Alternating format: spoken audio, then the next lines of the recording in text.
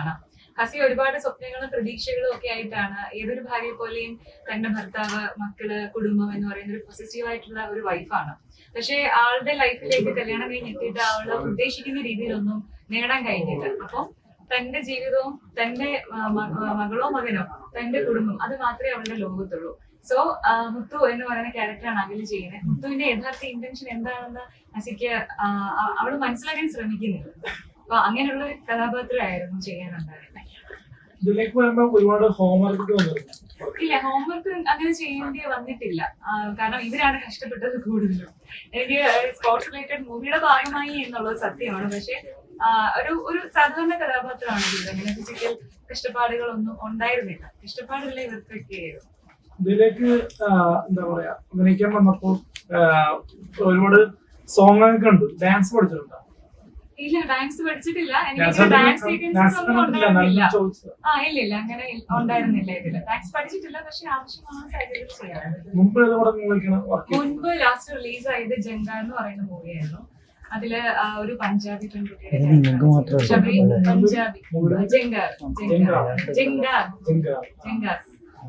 അതില് ശബരി ശർമ്മയുടെ പേരായിട്ടായിരുന്നു ചെയ്യാറ്. ഈ പടത്ത് രണ്ടൊരു പാട്ട് ആസ്വദിക്കാറേ ഉള്ളൂ.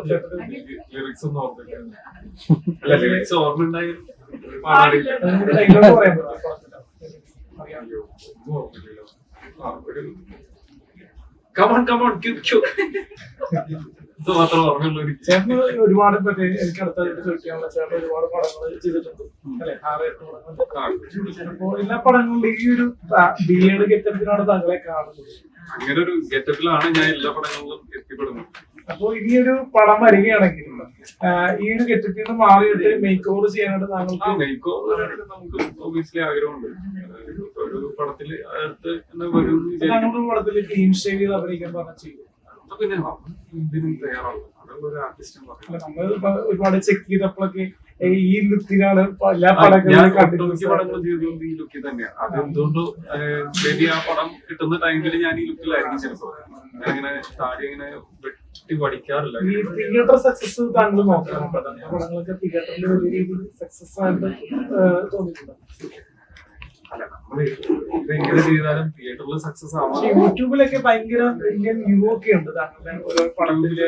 വ്യൂ കിട്ടിയിട്ട് നമുക്ക് കാര്യമില്ല. അൾട്ടിമേറ്റ്ലി പടം തിയേറ്റർ സക്സസ് ആവണം. എന്നാല് ആളുകളിലേക്ക് എത്തും. ആളുകളിലേക്ക് എത്തിയാലേ നമുക്ക് ഒരു ആർട്ടിസ്റ്റ് ആയാലും തിയേറ്റർ സക്സസ് ആണെങ്കിൽ എന്താണ് നമുക്ക് ചെയ്യേണ്ടത്? ഏത് നടി എന്താണ് ചെയ്യേണ്ടത്?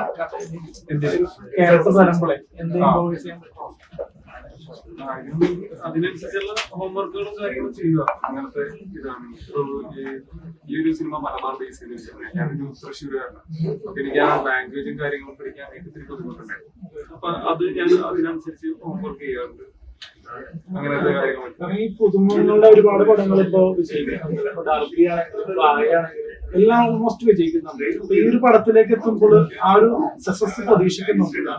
നമ്മളെല്ലാ പടവും ചെയ്ത് കഴിഞ്ഞാൽ നമ്മള് സക്സസ് പ്രതീക്ഷിച്ചിട്ടാണ്, പോസിറ്റീവായിട്ട് പ്രതീക്ഷിച്ചിട്ടാണ് നമ്മൾ എല്ലാ സിനിമകളും.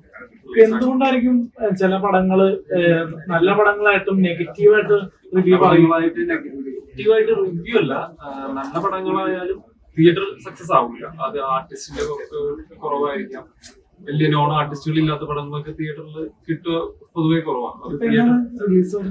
ജൂലൈ 3 ജൂലൈ 3 റിലീസ് ആകുമ്പോൾ ഒരുപാട് പേര് ബ്ലോഗേഴ്സ് റിവ്യൂ പറയും. അപ്പൊ ആ റിവ്യൂവിനെ ഭയക്കുന്നുണ്ട്. ഇല്ല, നല്ലതാണെങ്കിൽ നല്ലതെന്ന് പറയുന്നത്. ഒരാളുടെ പേര് നമുക്ക് എടുത്തു പറയാൻ പറ്റുന്ന ഇവര് രണ്ട് രീതിയിൽ റിവ്യൂ പറയുന്നതാണ്. പോസിറ്റീവ് സൈഡ്സും പറയും, നെഗറ്റീവ് സൈഡ്സും പറയും. അപ്പൊ ആ ഒരു റിവ്യൂസ് സിനിമയെ ബാധിക്കും. സിനിമയെ ബാധിക്കുന്നുണ്ടല്ലോ. അതിപ്പോ സിനിമ നല്ലതാണെങ്കിൽ നല്ലതായിട്ട് തന്നെ പറയും, ചീത്തയാണെങ്കിൽ ചീത്തതായി പറയട്ടെ. അത് നമ്മൾ അക്സെപ്റ്റ് ചെയ്യണം. റിവ്യൂസ് ബാൻ ചെയ്യാൻ പാടില്ലെന്നൊക്കെ പറയുന്നത് ബാൻ ചെയ്യലൊന്നും നടക്കത്തില്ല. അഭിപ്രായ സ്വാതന്ത്ര്യം ഒരിക്കലും വിലക്കാൻ നടക്കത്തില്ല.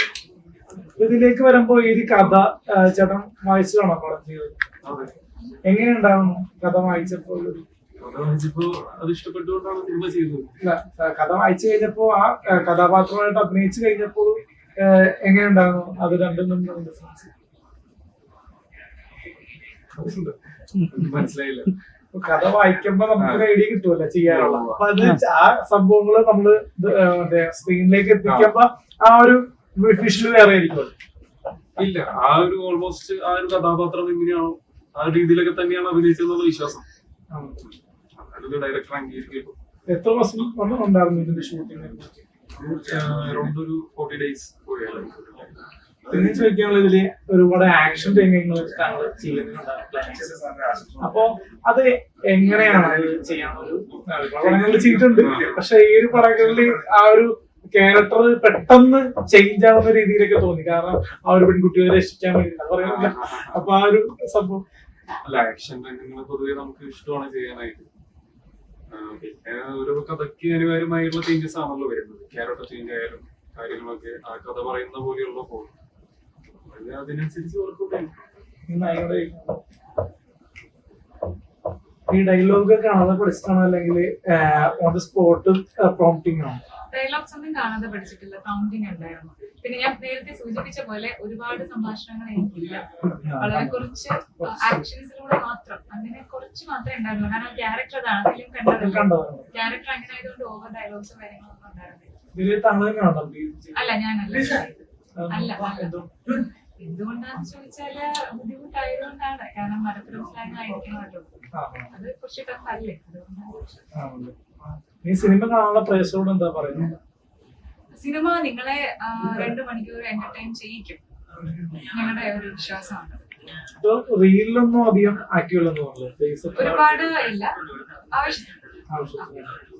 ഇപ്പോ ഈ ഒരു സിനിമ തിയേറ്ററിൽ എത്തിക്കുമ്പോ എന്താ പറയാ, മലയാള സിനിമയിൽ ഒരുപാട് പേര് എന്താ പറയാ പല പല പുതിയ ആൾക്കാരൊക്കെ വരുന്നുണ്ട്, ഫേസ് വരുന്നുണ്ട്. അപ്പൊ അവരുടെ കൂട്ടത്തിലേക്ക് ഇപ്പോ താങ്കള് എന്താ പറയാനുള്ളത് ഒരു നടി എന്ന നിലയ്ക്ക്?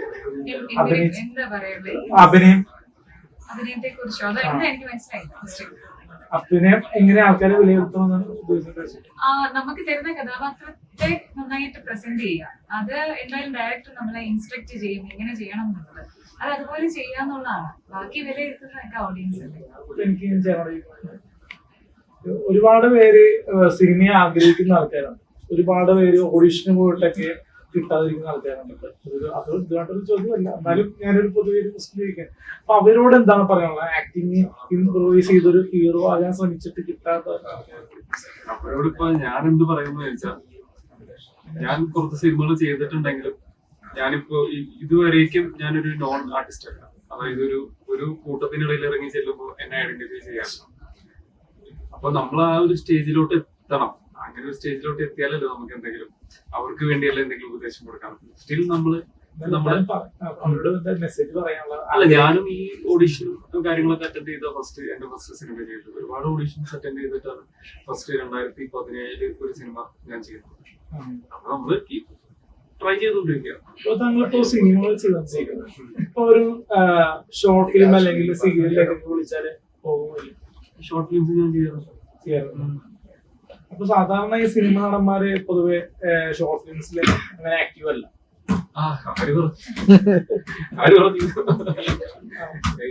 അജു വർഗീസ് ഒക്കെ ഒരുപാട് ഷോർട്ട് ഫിലിംസ് ചെയ്യാറുണ്ട്. അവർക്കൊക്കെ നല്ല സ്റ്റോറിയും കാര്യങ്ങളൊക്കെ കിട്ടി കഴിഞ്ഞാൽ വലിയ രീതിയിലല്ല പറഞ്ഞത്, ചെറിയ രീതിയിലുള്ള യൂട്യൂബ് ഷോർട്ട് സൈനാപ്ലയിലൊക്കെ അങ്ങനെ ഒരുപാട് ചാനലുണ്ട്. അല്ല, നല്ല നല്ല കഥയും കാര്യങ്ങളൊക്കെ ആണെന്നുണ്ടെങ്കിൽ ഷോർട്ട് ഫിലിം സിനിമ എല്ലാം ചെയ്യും. ഷോർട്ട് ഫിലിമും ഇപ്പൊ സീരിയലിൽ എക്സ്പെഷ്യലി പറയാം, ഇപ്പൊ സീരിയലിലേക്ക് പോകുന്നവര് പിന്നെ സിനിമയിലേക്ക് മടങ്ങി വരാൻ പാടാം. അത് ഒന്നാമത്തെ മെയിൻ കാരണം സീരിയലിന്റെ ഷെഡ്യൂൾ അനുസരിച്ച് ഇപ്പൊ ഒരു സിനിമയിൽ ചെയ്യാൻ പറ്റത്തില്ല. സീരിയലിൽ വരുന്നത് മാസത്തിൽ ഒരു 15 ദിവസമാണ് ഷെഡ്യൂൾ വരുന്നത്. അപ്പൊ അതിനിടയിലായിരിക്കും സിനിമ വരുന്നത്. പിന്നെ സീരിയലിൽ ഒരു ഗെറ്റപ്പ്, ഇപ്പൊ ആണുങ്ങൾക്കാണെങ്കിൽ മെയിനായിട്ട് ഒരു ഗെറ്റപ്പ് കീപ്പ് ചെയ്ത് കഴിഞ്ഞാൽ അത് കണ്ടിന്യൂസ് ആയിട്ട് കുറച്ച് വർഷങ്ങളോളം ആ സീരിയൽ പോകുന്നിടത്തോളം അത് കീപ്പ് ചെയ്യേണ്ടി വരും. അപ്പൊ അതിനിടയിൽ നമുക്കത് ചേഞ്ച് ചെയ്തിട്ട് സിനിമ ചെയ്യാം. ഒരുപാട് ക്യാരക്ടറുകൾ റിജക്ട് ആയി പോകും. അതൊക്കെയാണ് മെയിൻ ആയിട്ടുള്ള പ്രശ്നങ്ങൾ. അല്ലാണ്ട് ഇപ്പൊ പൊതുവെ നമ്മൾ വിഷയമല്ല, പൊതുവെ ചോദിക്കാൻ ഇപ്പൊ ഒരുപാട് പേര് അസുഖം ബാധിക്കുന്നുണ്ട്, ക്യാൻസർ ഒക്കെ, എസ്പെഷ്യലി രേണുസുധീന് ക്യാൻസർ.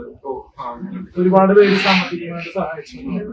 താങ്കൾക്ക് എന്തെങ്കിലും സാമ്പത്തികമായിട്ട്? അപ്പൊ എന്തായാലും സിനിമ കാണാനുള്ള പ്രേക്ഷകരോട് എന്താ പറയാ? ഒരുപാട് സിനിമ കാണണം. പിന്നെ ഇതില് അടുത്ത ഒരു ചോദ്യം കൂടി ചോദിക്കാനുള്ളത്, ഇതില് എന്താ ഇൻസ്റ്റഗ്രാമിൽ വൈറലായിട്ടുള്ള 2 വ്യക്തികൾ എന്താ പറയാ അത്യാവശ്യം കോമഡി കാര്യങ്ങളൊക്കെയുള്ള വ്യക്തികളുണ്ട്. ലാലല്ലേ, അപ്പൊ ലാലും കുഞ്ഞാപ്പൂച്ചേട്ടൻ, അപ്പൊ അവരൊക്കെ എങ്ങനെ ഈ പടത്തിലേക്ക് വർക്ക് ചെയ്തപ്പോ എങ്ങനെ ഉണ്ടായിരുന്നു ആ ഒരു ജോയിൻ ചെയ്ത കൂട്ടുകാരായിട്ടല്ലേ, എങ്ങനെ ഉണ്ടായിരുന്നു നല്ല എക്സ്പീരിയൻസ് ആയിരുന്നു.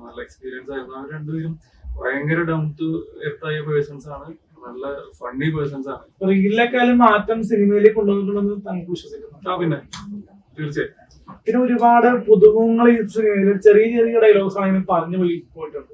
അപ്പൊ അവരെ കുറിച്ച് എന്താണ് പറയാനുള്ളത്? താങ്കൾ ആ ഒരു കൂട്ടം ഇതിൽ അഭിനയിച്ചാണല്ലോ, ആ ഒരു ഫുൾ എല്ലാവരും അവരവരുടെ ജോലികൾ കൃത്യമായിട്ട് നല്ല വെടിപ്പായിട്ട് ചെയ്തിട്ടുണ്ട്. അങ്ങനെയുള്ള സിനിമകൾ വളരെ കുറവല്ലേ? കാരണം സിനിമകളിൽ എല്ലാവർക്കും കുറച്ച് ഒരു കൂട്ടം ആൾക്കാർക്ക് ഡയലോഗ് കൊടുക്കാണ്ട് ബാക്കിയുള്ള ഹീറോസിന് മാത്രം ആ ഒരു കാറ്റഗറി ഡിഫറെന്റ് ആണെന്ന് തോന്നുന്നുണ്ട്.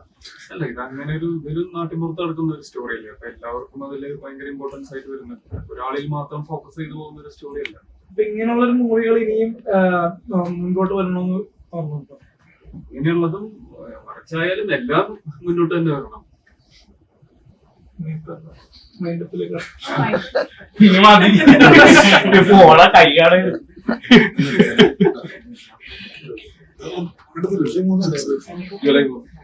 ജൂലൈ 3 പടം തിയേറ്ററിലെത്തുമ്പോൾ രണ്ടുപേരോടും എന്താണ് പ്രേക്ഷകരോട് പറയാനുള്ളത്? പ്രേക്ഷകരോട് തിയേറ്ററിൽ ഈ ഒരു ഫുട്ബോൾ സീസണിലാണ് സിനിമ ഇറങ്ങുന്നത്. സീസൺ ഇപ്പൊ തയ്യാറായിക്കൊണ്ടിരിക്കുകയാണ്. അപ്പൊ അത് ആ ഒരു വിഷയം എടുക്കുമ്പോൾ എന്താ പറയാനുള്ളത്? ആ ഒരു സമയത്ത് ഇറങ്ങും പേടിയുണ്ടോ? ഇല്ല, സിനിമ കാണുന്ന പ്രേക്ഷകർ തിയേറ്ററിലുണ്ട് എന്തായാലും. പിന്നെ ഫുട്ബോൾ കാണുന്നത് ഫുട്ബോൾ കാണും. പിന്നെ ഈ കളികളും കാര്യങ്ങളൊക്കെ വരുന്നത് എനിക്ക് തോന്നുന്നു ലേറ്റ് നൈറ്റ് ആയിട്ട്. ഇതില് ഏത് ടൈപ്പ് ഓഫ് ജോണറാണ് മൊത്തത്തില് നോക്കുമ്പോൾ? ഇതെല്ലാം മിക്സഡ് ആയിട്ടുള്ള ഒരു എന്താ പറയാ സ്പോർട്സ് ഓറിയന്റഡ് ആയിട്ടുള്ള അങ്ങനത്തെ ഒരു ജോണറാണ്. ഇപ്പൊ ഫാമിലി മാനായിട്ട് ഇതിലേക്ക് ചേട്ടൻ ആ ഒരു സംഭവം ഉണ്ടല്ലോ, ഭർത്താവായിട്ട് അഭിനയിക്കുന്നത്, അത് നേരത്തെ ഇതിന് മുന്നേ ഭർത്താവായിട്ട് ചെയ്തിട്ടുണ്ട്? നേരത്തെ ഞാൻ ചെയ്തിട്ടില്ല. അപ്പൊ ഈ ഒരു കഥാപാത്രം എത്രത്തോളം താങ്കൾക്ക് ഒരു എന്താ പറയാ ആൾക്കാർക്ക് ഒരു എന്താ കൊടുക്കാനുള്ളത് കഥാപാത്രത്തെ? ഈ കഥാപാത്രം മനസ്സിൽ വളരെയധികം നന്മയുള്ള, സ്വന്തം നാടിനെ നമ്മുടെ വീട് പോലെ തന്നെ സ്വന്തം നാടിനെ സ്നേഹിക്കുന്ന ഒരു കഥാപാത്രം. ഇങ്ങനത്തെ ഒരു ചെറുപ്പക്കാരൻ ഇന്നത്തെ റിയൽ ലൈഫിൽ ഉണ്ടെന്ന് താങ്കൾക്ക് വിശ്വസിക്കുന്നു? പിന്നെ തീർച്ചയായും എന്തായാലും ജൂലൈ 3 പടം തിയേറ്ററിൽ എത്താൻ പോകുകയാണ്. സപ്പോർട്ട് ചെയ്യും. Okay, thank you.